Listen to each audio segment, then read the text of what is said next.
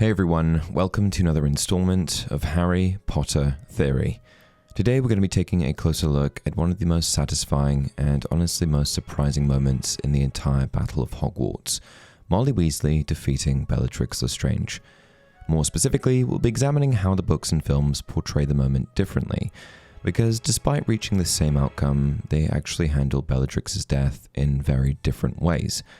We'll also finally be putting the question to bed of what spell she actually used to kill her, because I think I've got a definitive answer this time.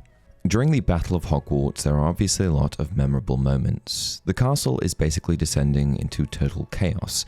Spells are flying everywhere, giants tearing through the grounds, Voldemort's forces are overwhelming the defenders from every angle, and in the middle of all that madness, only one duel suddenly becomes the emotional center of the battle. Molly Weasley versus Bellatrix Lestrange. On one side you have Bellatrix, Voldemort's most fanatical follower, an exceptionally powerful dark witch with years of dueling experience, deep knowledge of the dark arts, and a reputation built on torture, murder, and cruelty. This is the witch responsible for killing Sirius Black and Nymphadora Tonks, one of the few Death Eaters Voldemort seemed to genuinely value, and somebody feared by pretty much everyone who fought against her. And on the other side, you have Molly Weasley, a character mostly associated with knitted sweaters, home cooking, yelling at Fred and George, and treating Harry like he was one of her own children. She's maternal, warm, deeply caring, not somebody the story ever really frames as an elite duelist. But that's also sort of exactly why the scene works, because beneath all of Molly's warmth, there's clearly another side to her, one that only seems to emerge when her family is threatened. And Bellatrix makes the mistake of pushing Molly to that point at the absolute worst possible moment. Before we continue, I just want to mention that only 30% of you are subscribed, so if you enjoy the content, please like the video and subscribe to the channel. It helps me out a lot. To set the scene, Bellatrix was first fighting Hermione, Luna, and Ginny. The three young witches collaborating together were equalizing with Bellatrix, but when Bellatrix shot a killing curse that was so close to Ginny that she missed death by an inch, Molly had to step in. She had had enough. In both the books and films, this is the moment where Molly stops being the nurturing, caring matriarch that everyone knows and instead becomes something far more dangerous. Bellatrix had threatened her daughter, and that completely changed the equation. And while both versions of the story end with Bellatrix dead on the floor of Hogwarts, the films and books actually handle the moment very differently. In the film adaptation, Molly and Bellatrix briefly duel in the middle of the Great Hall before Molly lands the final blow. Bellatrix freezes in place, her body begins to crack apart almost like shattered stone, and then she completely disintegrates into ashes. It's very dramatic and over-stylized. And honestly, it's also probably the version most fans remember first, because visually it's one of the most memorable deaths in the entire franchise. Bellatrix doesn't simply lose the duel, she looks almost magically obliterated.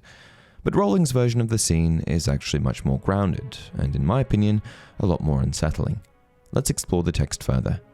"Not my daughter, you," yelled Molly. Mrs. Weasley threw off her cloak as she ran, freeing her arms. Bellatrix spun on the spot, roaring with laughter at the sight of her new challenger. "Out of my way," shouted Mrs. Weasley to the three girls, and with a swipe of her wand, she began to duel.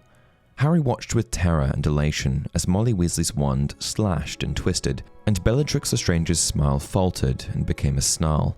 Jets of light flew from both wands. The floor around the witch's feet became hot and cracked. Both women were fighting to kill.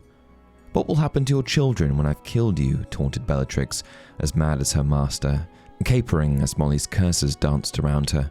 "When Mummy's gone, the same way as Freddie." "You will never touch our children again," screamed Mrs. Weasley.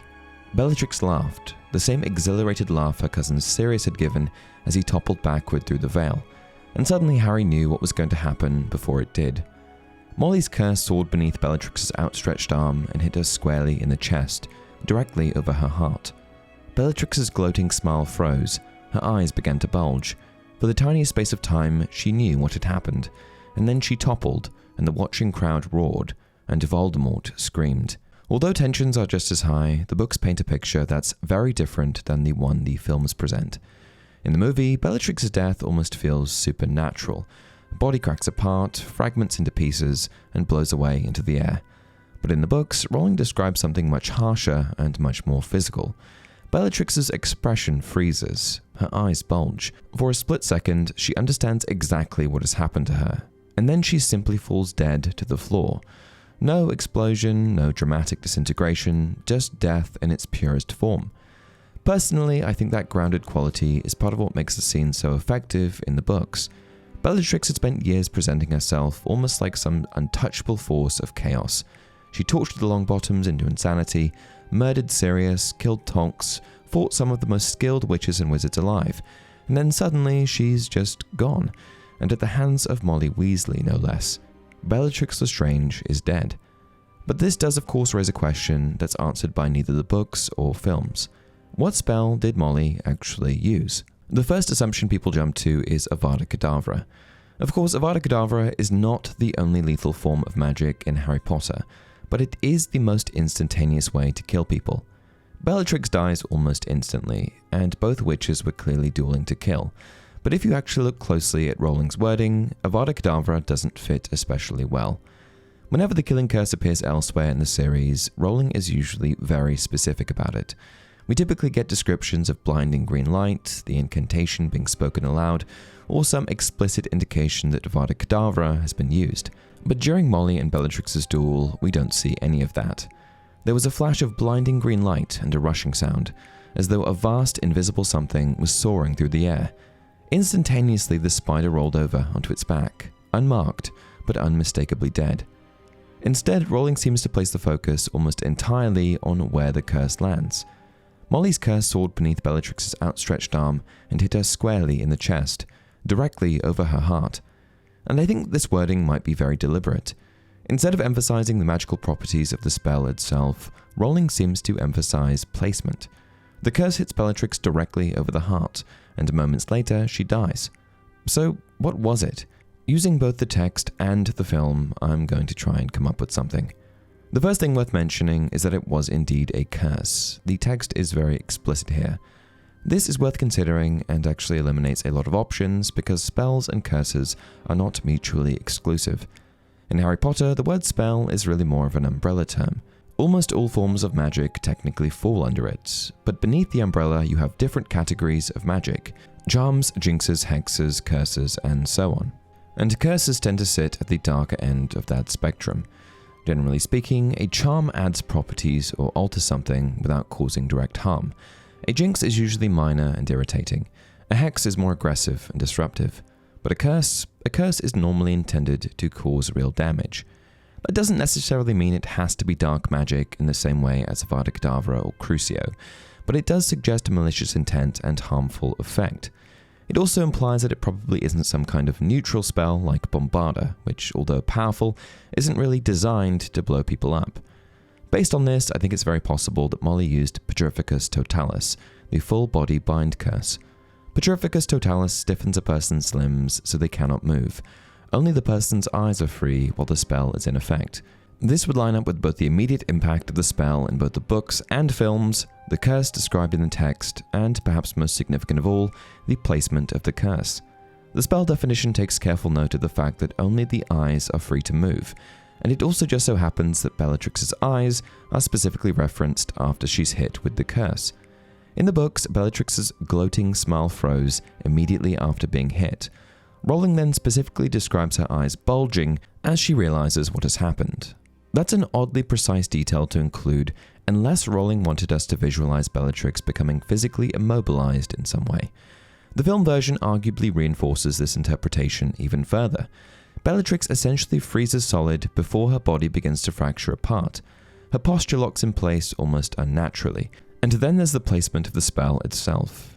Rowling very intentionally tells us that Molly's curse lands directly over her heart. That wording feels too specific to ignore. If Molly had simply used the killing curse, then the placement probably wouldn't matter very much. But a body bind curse impacting the chest area? If Petrificus Totalis truly locks the body into place, then theoretically it could affect the muscles surrounding the heart itself. And if the heart suddenly ceased functioning properly, even for a few moments, Bellatrix could very realistically die almost instantly. Rowling never confirms this outright, and I don't want to overstate the theory as absolute canon. But mechanically speaking, I think this is the most plausible theory for how Molly killed her. It also fits the tone of the scene surprisingly well. Molly using Petrificus Totalis would mean that Bellatrix's death wasn't necessarily caused by some hyper-destructive dark curse, but instead by Molly weaponizing a relatively conventional spell with devastating precision and force. That feels much more in line with Molly as a character. She's not a dark witch, she's not Voldemort or Bellatrix, experimenting with obscure forbidden magic. She's an exceptionally capable witch fighting with overwhelming emotion in a moment of absolute desperation. There's actually something fitting about Bellatrix Lestrange, one of the most dangerous dark witches alive, being killed not by flashy forbidden magic, but by a practical spell cast perfectly at exactly the right moment. This does also add a bit of a darker undertone to when Hermione uses the curse on Neville in the early books. All I'll say is I'm glad she's got good aim. Now, of course, the biggest problem with the Petrificus Totalis theory is the film version of Bellatrix's death, because Bellatrix doesn't just freeze in place, she explodes. And I think the logical explanation for this is that the films simply took some creative liberties.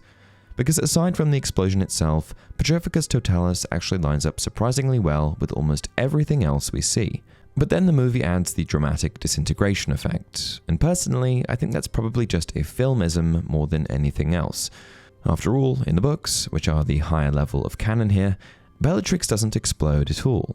She simply collapses dead to the floor of the Great Hall. Notably, the films actually did the same thing with Voldemort later on, with him disintegrating into thousands of pieces after the Elder Wand turns on him. But in the books, he collapses to the ground with a mundane finality. No one has ever speculated what spell Harry used to kill Voldemort, because it's pretty well established. But for some reason, Bellatrix disintegrating became way more of a discussion. I suppose if you really wanted to reconcile the explosion with the Petrificus Totalis theory, then one possible explanation is that Molly chained multiple spells together in rapid succession, immobilizing her first, then immediately following it up with something like Bombarda or Reducto. But I don't totally buy it. Even though Molly was absolutely furious in this moment, that level of explosive, destructive magic doesn't feel especially consistent with her character, which is another reason why I lean toward the idea that the explosion was added purely for cinematic impact. What do you guys think? In my opinion, the Petrificus Totalis argument is hard to challenge. Let me know down in the comment section below. Until next time, remember, it does not do to dwell on dreams and forget to live.